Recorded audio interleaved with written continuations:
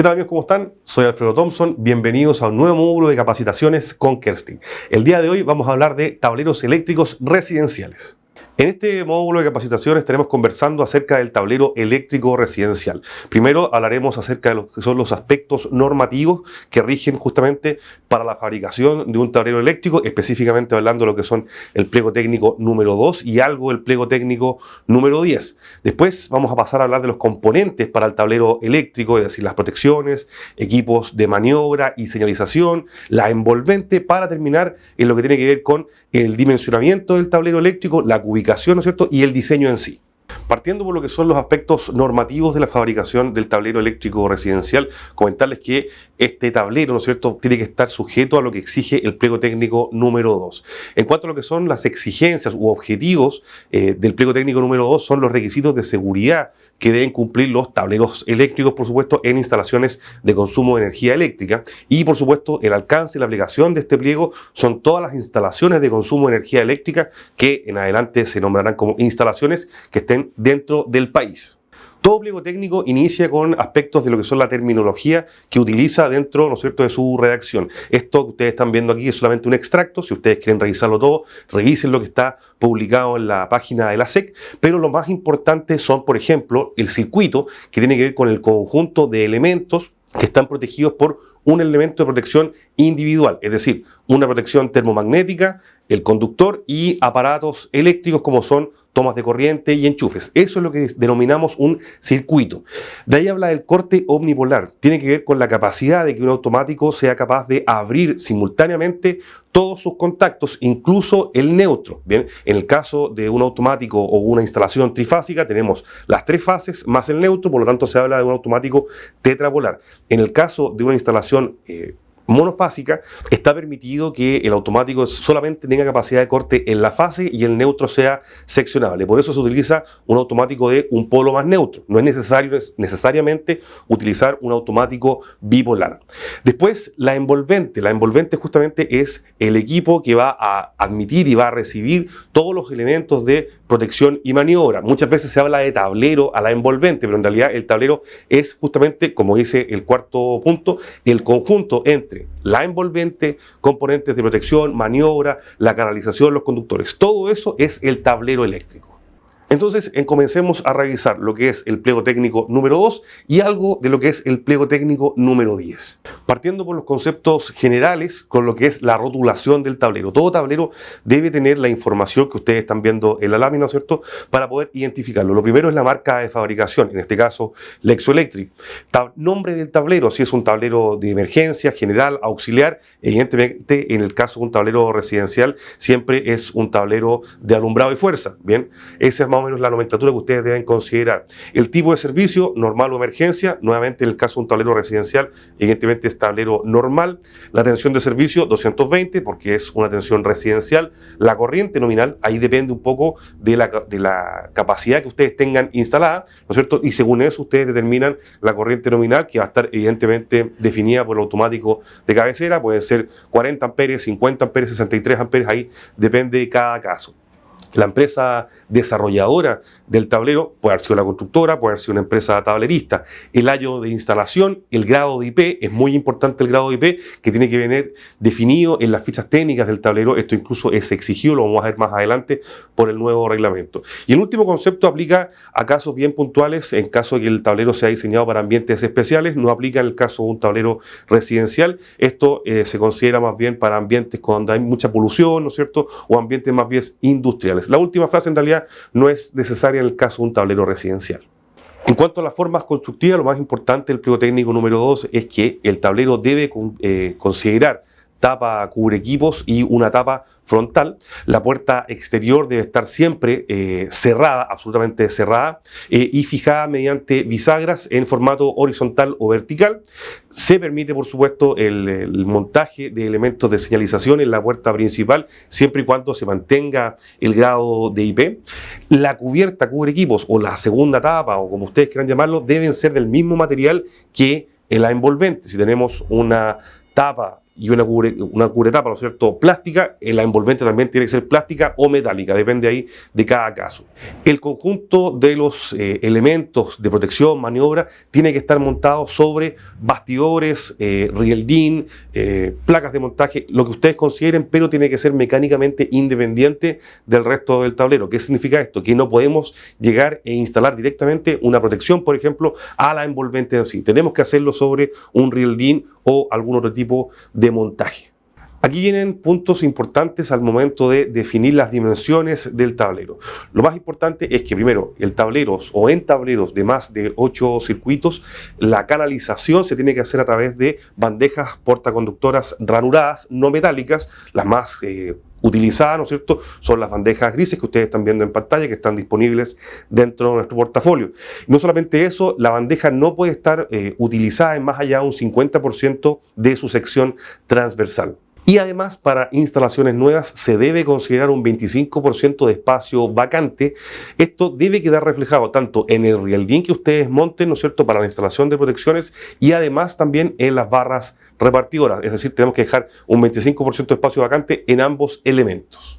Si vamos a considerar envolventes no metálicas, es decir, elementos plásticos, hay que considerar algunos puntos que son exigidos por el pliego técnico número 2. Primero, el material debe ser no higroscópico. Esto quiere decir que los materiales no deben absorber humedad.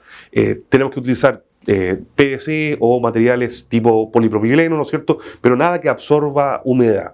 Deben, en caso de combustión, ¿no es cierto?, tienen que ser autoextinguibles, emitir humos de baja opacidad. La opacidad tiene que ver con la capacidad que uno pueda ver a través del humo, ¿no es cierto?, que no sean humos negros.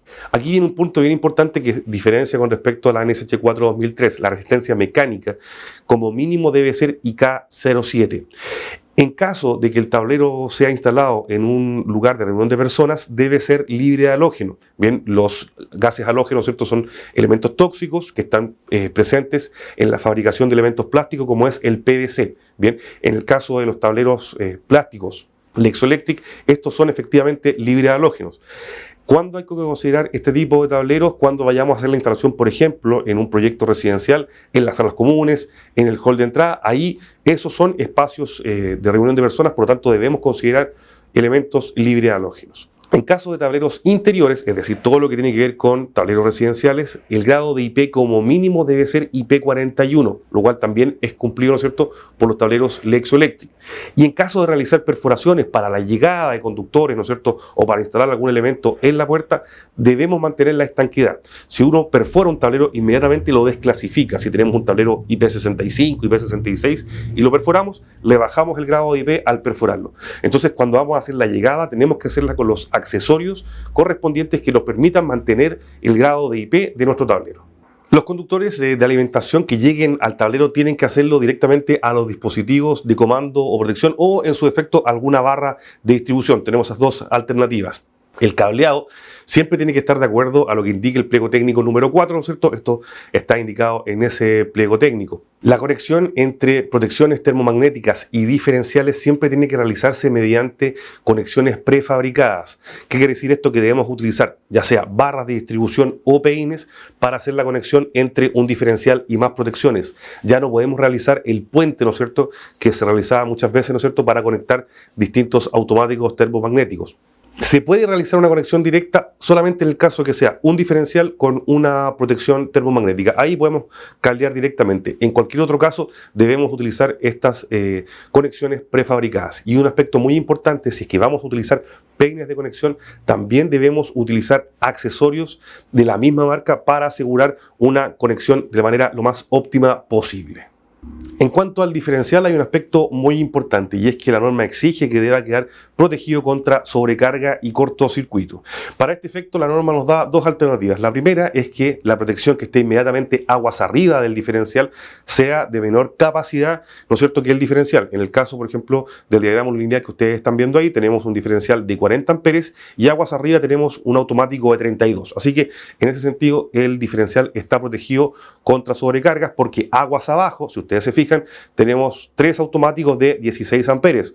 Eso nos permitiría conectar hipotéticamente hasta 48 amperes. Pero como el automático principal es de 32, inmediatamente cuando se superen los 32 amperes, el automático va a abrir sus contactos para evitar una sobrecarga, protegiendo así el diferencial. La otra alternativa es hacerlo al revés. Podemos tener un automático principal de mayor capacidad que nuestro diferencial, pero las protecciones que estén inmediatamente aguas abajo en sumatoria tienen que ser menores al diferencial en cuanto a su capacidad. Otro elemento que viene a ser una novedad dentro de lo que son las exigencias del pliego técnico número 2 es justamente la luz piloto. Para todo tablero de más allá de 3 circuitos se exige la instalación de un indicador de presencia de energía. Este indicador, o sea, la luz piloto, tiene que estar conectada directamente al alimentador principal que llega al tablero. Si ustedes conectan la luz piloto aguas abajo de la protección principal, efectivamente cuando ustedes bajen el automático principal, la luz piloto se va a apagar, pero no significa que el alimentador esté desenergizado, por lo tanto igual podemos sufrir un accidente. Es por eso que la luz piloto tiene que estar conectada directamente al alimentador o su alimentador que llegue al tablero. Esta luz piloto tiene que estar protegida por un elemento de protección de no más allá de 10 amperes. Generalmente se utiliza un fusible con su base portafusible. Allí en la imagen ustedes están viendo una luz piloto Arriel-DIN. Esto es porque en un tablero residencial la luz piloto convencional, la que va a panel, probablemente no va a dar el espacio debido a la profundidad de los tableros residenciales que están diseñados para un tabique. No va a dar el espacio para que la puerta cierre correctamente. Es por eso que nosotros recomendamos el uso de la luz piloto Arriel-DIN junto con, evidentemente, su fusible asociado a su portafusible. Entonces ya tenemos que considerar algunos aspectos bien importantes al momento de dimensionar. Recuerden que tenemos que dejar un 25% de espacio vacante, tanto en el Arriel-DIN como en la barra repartición, y además considerar una luz piloto y su base fusible, ¿no es cierto?, para el portafusible. Ya revisamos los puntos más importantes de lo que es el pliego técnico número 2, acotado a lo que son los tableros residenciales. Ahora vamos a ver un par de puntos de lo que es el pliego técnico número 10. Estos son solamente un repaso muy general. Cualquier duda, por favor, consulten directamente los pliegos que están publicados en la página web de la Superintendencia de Electricidad y Combustible. En el caso de los conceptos generales aplicados para tableros, de lo indicado en el pliego técnico número 10, primero, no se permite la instalación de tableros ni en dormitorios, baños o lugares que no sean aptos para la instalación de tableros eléctricos. Generalmente el tablero está instalado inmediatamente al ingreso, ya sea del departamento o de la casa. Cuando ustedes ingresan a la casa, van a encontrar siempre el tablero en uno de los muros ahí principales. En el tablero general o principal de alumbrado tiene que ir un interruptor termomagnético de corte omnipolar, como lo mencionábamos en un principio. El interruptor general que está instalado en el medidor de energía, ¿no es cierto?, no se considera como la protección principal. En la NSH 4 2003 sí se permitía, según la distancia que hubiese desde el medidor hasta el tablero principal, utilizar la protección del medidor como protección general. En este caso no. Cada tablero tiene que considerar su protección principal.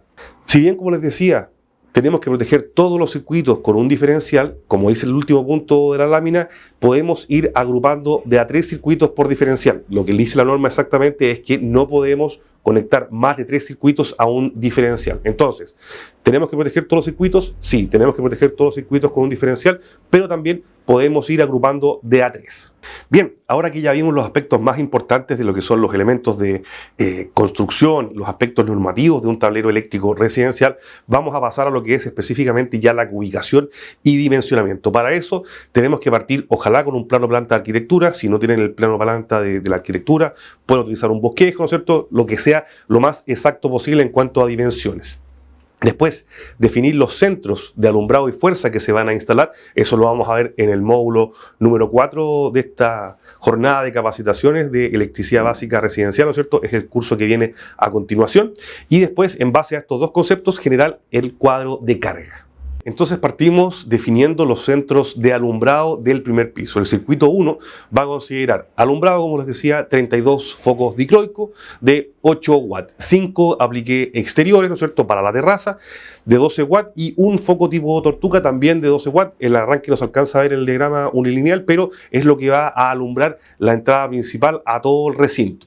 El circuito 2 tiene que ver con alumbrados también del primer piso, que consta de 14 focos dicroicos de 8 watts, 3 apliques exteriores también para la terraza de 18 watts. Es muy importante ir distribuyendo, ¿no es cierto?, los circuitos de manera de poder abarcar de manera lo más pareja posible toda la superficie de la casa. Seguimos el circuito 3, también tiene que ver con el alumbrado, pero aquí nos vamos al segundo piso. Aquí simplemente tenemos 24 focos de 8 watts cada uno. Aquí están dispuestos, ¿no es cierto?, según algún estudio de iluminación, ¿no es cierto?, o según lo que se haya conversado con la arquitectura o con el cliente final. Ya que definimos lo que son los circuitos de iluminación, es decir, todo lo que tiene que ver con focos, vamos a pasar a los enchufes. La diferencia entre la iluminación y los enchufes, evidentemente, obviamente son las cargas, pero la iluminación uno sabe previamente cuál es el foco que va a instalar, por lo tanto la potencia está previamente definida. En el caso de los enchufes hay que estimar y siempre hay que un poco sobredimensionar para resguardar siempre la instalación. El circuito 4 tiene que ver con los enchufes del primer piso, a lo mismo que el circuito 5. Por un lado, en el circuito 4 vamos a tener todo lo que es la habitación principal y living comedor. En el circuito 5 ya todo lo que tiene que ver con la cocina. El circuito 8 tiene que ver con el enchufe justamente de la cocina. Circuito 9, mesón y campana. Aquí un punto muy importante, el circuito 10 dice lavandería o logia, lavadero, como ustedes quieran llamarlo. En el módulo 4 vamos a ver que se exige un circuito independiente para esta zona exclusivamente porque hay cargas más pesadas como son la secadora o cierto, la lavadora. Cuando hay cargas pesadas es importante dejar circuitos independientes. Cargas pesadas me refiero a cualquier equipo que calefaccione, calefactores eléctricos, secadores de pelo, todo eso son cargas pesadas. El circuito 11 también es la caldera, también puede ser una carga pesada porque calefacciona. Circuito 12 son las corrientes débiles que ustedes alcanzan, no sé si alcanzan a ver bien ahí, pero está destinado a la habitación principal en donde está instalado el televisor. Eso es corrientes débiles. Circuito 13 es el arranque para la piscina. Ahí también tenemos que considerar un circuito aparte porque si bien no calefacciona, pero tenemos el motor de la bomba que va a hacer circular el agua, por lo tanto también es recomendable dejar un circuito independiente. Y un circuito 14 para dejar disponible, ¿no es cierto?, para alguna ampliación futura. Ya cubrimos el primer piso, ahora nos vamos al segundo piso. Aquí es bastante más fácil porque solamente tenemos las habitaciones del segundo piso, las habitaciones de los niños, ¿cierto?, y los baños. Aquí también, muy importante separar en dos. Por un lado, las habitaciones que van a tener cargas livianas, es decir, televisores, cargadores, ¿no es cierto?, de celular, computadores, cargas que no consumen mucho. Pero los baños sí pueden tener cargas pesadas como son los secadores de pelo, el calefactor. Por eso se divide en dos, ¿no es cierto?, el segundo piso. Entonces ya definimos los centros, ¿no es cierto?, que como les decía, la iluminación se tiene que conversar con la arquitectura, hay que hacer un estudio de iluminación también, tenemos que conversarlo con el cliente, ¿no es cierto?, y en ese sentido vamos distribuyendo los focos en cada uno de los puntos. Los enchufes, como les decía, la normativa también nos exige cierta distribución según el tipo de carga. También es recomendable que los baños queden separados de los dormitorios, ¿no es cierto?, de manera tal de que si hay alguna sobrecarga en el baño, no caiga el automático principal y no quede toda la casa desenergizada. Y con esto, ¿no es cierto?, logramos hacer la distribución de los centros.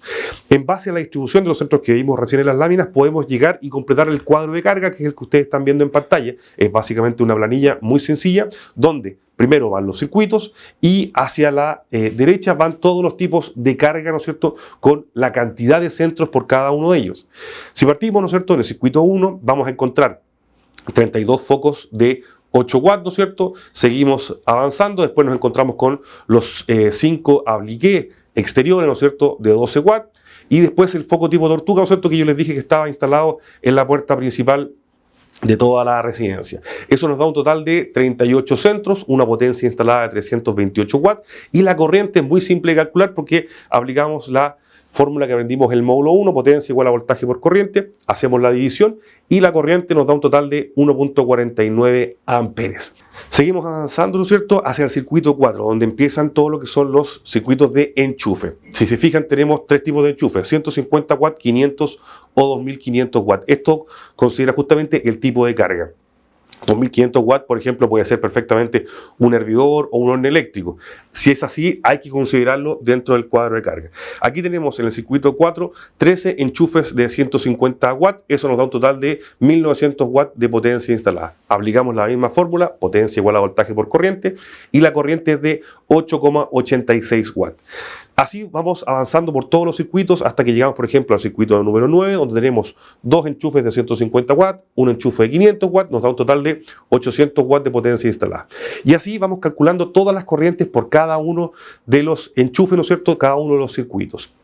Entonces, por ejemplo, para el circuito 1 tenemos 1.49 amperes, la protección correspondiente sería de 6 amperes. Después 0,75, 0,87. Los tres primeros circuitos podemos perfectamente protegerlos cada uno con un automático de 1 por 6 amperes.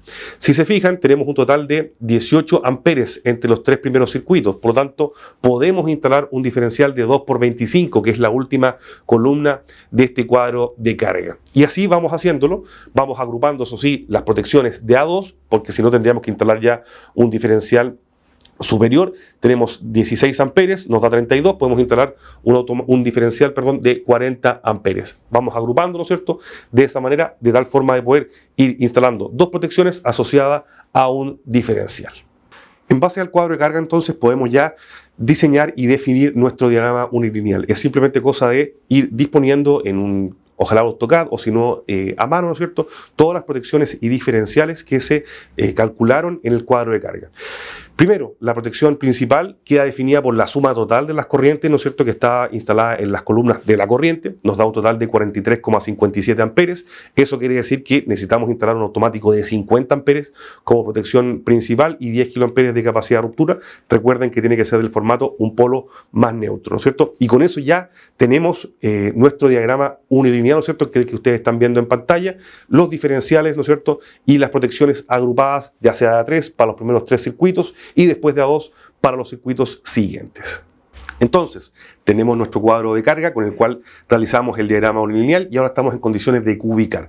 Las protecciones es muy fácil de ubicar, simplemente se cuentan, la protección principal, después los diferenciales, la tercera corrida van a ser las protecciones que van a proteger cada circuito.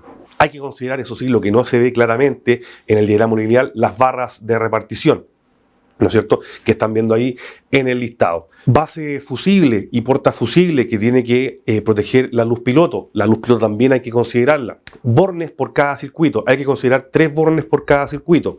Para la fase, para el neutro y para la tierra. Tenemos borne gris para la fase, borne gris para el neutro y borne verde-amarillo para la tierra. Es decir, para cada circuito hay que considerar 2 bornes grises y un borne verde-amarillo. En total, 28 bornes grises y 14 bornes verde-amarillo para identificar, ¿no es cierto?, la tierra. Canaletas ranuradas de 25 por 40 porque tenemos más de 8 circuitos, tenemos 14 circuitos, por tanto la norma nos exige que instalemos canaleta portaconductor para poder canalizar justamente todo el cableado. Con eso ya tenemos listo, ¿no es cierto?, el listado de elementos que va a ir dentro del tablero y estamos en condiciones de definir la dimensión de la envolvente. Idealmente se recomienda hacer una disposición de equipos con algún software. Si no tienen un software, pueden hacerlo como ustedes están viendo en pantalla. Ahí se utilizaron las imágenes que aparecen en las fichas técnicas de nuestro portafolio para poder hacer la disposición de equipos. En la primera fila ustedes van a ver la protección principal con el fusible, la luz piloto, ¿no es cierto?, el repartidor principal y diferencial y automático. En los costados, las barras grises representan la canaleta portaconductora. La segunda fila tiene que ver con los circuitos 4, 5, 6, 7, 8 y 9, ¿no es cierto? Y cada diferencial, ¿no es cierto?, conectado. Tenemos un diferencial, 2 automáticos, un diferencial, 2 automáticos. Así completamos la segunda y la tercera fila, ¿no es cierto?, que nos lleva hasta el circuito número 13. En la última corrida, ¿no es cierto?, vamos a encontrar el automático correspondiente al circuito 3 con también una barra de repartición. La franja gris que ustedes ven en la última fila tiene que ver justamente con la disposición de los bornes de conexión, los bornes de salida. Las últimas dos filas tenemos que dejarla para los bornes de salida, ¿no es cierto?, para poder conectar todos los conductores que estén llegando desde los centros. Entonces, con esto ya podemos definir el tamaño del tablero. Tenemos 12 módulos por fila. Cada módulo tiene un ancho de aproximadamente 20 milímetros, ¿no es cierto?, 2 centímetros. Es decir, 12 módulos por 20 son 240 milímetros de ancho. Tenemos en total también por cada bandeja 25 milímetros, eso nos da un total de 50 milímetros debido a la canalización. Es decir, 240 de ancho más los 50 milímetros de la canalización, 290 milímetros de ancho, redondeando a 300 milímetros para dejar ahí una pequeña holgura. Y el largo total, 600 milímetros de largo, ¿no es cierto?, para poder instalar todos estos componentes. Entonces, como resumen de todo lo que revisamos el día de hoy, primero vimos todo lo que tiene que ver con los aspectos normativos de los pliegos técnicos número 2 y número 10, sin prejuicio de los alcances que se hagan a otros pliegos técnicos justamente para la fabricación de tableros eléctricos. Hay que considerar protecciones de corte omnipolar, ¿no es cierto?, luces piloto con fusible y su respectivo portafusible. Las envolventes tienen exigencias en cuanto a grado de protección IP y resistencia IK. Lo primero que debemos realizar al momento ya de poder diseñar nuestro tablero es realizar el cuadro de carga en función de los planos de arquitectura. Como les decía, ojalá tener planos de arquitectura, también podemos utilizar el bosquejo del proyecto que se va a realizar. En el cuadro de carga tiene que quedar definido todos los circuitos que se vayan a instalar en el tablero final. Con esta información se procede a realizar el diagrama lineal, la cubicación y finalmente la disposición de equipos considerando un 25% de espacio vacante, tanto en los soportes de rieldín, ¿no es cierto?, como en las barras de repartición. Además, hay que considerar la utilización de conexiones prefabricadas, como son los PEI, ¿no es cierto?, para conectar diferenciales con sus respectivas protecciones termomagnéticas. Finalmente, con el ejemplo que vimos, ¿no es cierto?, con este diagrama unilineal, debemos considerar para un tablero de 14 circuitos aproximadamente un tablero de 300 milímetros de ancho por 600 milímetros de alto, ¿no es cierto?, para poder instalar 14 circuitos manteniendo el espacio vacante, ¿no es cierto?, y cumpliendo con todo lo que nos exige la normativa. Si ustedes necesitan una copia digital de nuestro catálogo general Lexo Electric, escríbanos a capacitación@kerstin y les podemos hacer llegar una copia sin ningún inconveniente. Bien amigos, eso fue el módulo de hoy. Recuerden seguir nuestras redes sociales. Vamos a seguir promocionando el módulo 4 de capacitaciones de este curso de electricidad básica residencial. Esperamos que lo hayan disfrutado y será hasta una próxima oportunidad. Que estén muy bien.